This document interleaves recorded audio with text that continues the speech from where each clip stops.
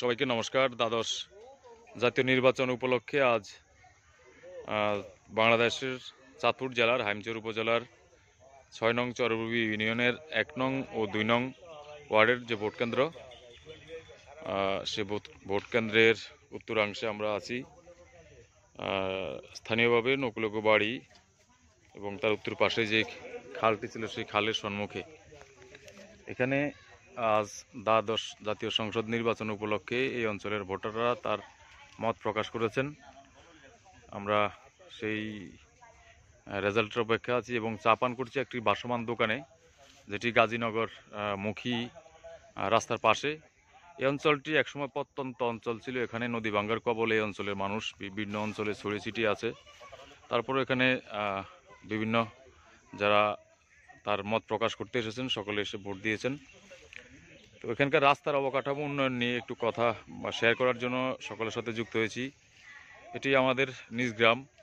ছোটোবেলা থেকেই এই গ্রামের মাটির গন্ধ পেয়ে আমরা বড় হয়েছি।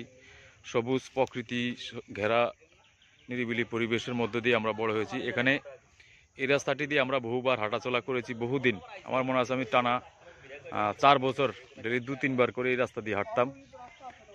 তো সেই হিসাবে এই রাস্তাটি অনেক ব্যাপক উন্নতি হয়েছে। এই বিষয়ে যারা সংশ্লিষ্ট ব্যক্তিবর্গ রয়েছেন তাদের প্রতি আসলে কৃতজ্ঞতা না জানিয়ে পারি না।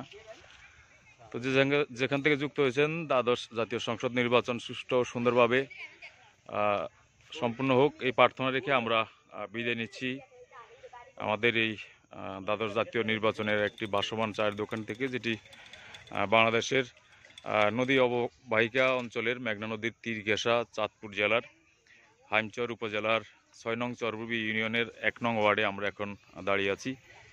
এর প্রায় 500 মিটার পশ্চিমেই মেঘনা নদীটি অবস্থিত। এটি একটি সমৃদ্ধময় অঞ্চল ছিল। নদী ভাঙ্গার কবলে পতিত হয়ে এই অঞ্চলের মানুষ অর্থনৈতিকভাবে অনেক ভেঙে পড়েন।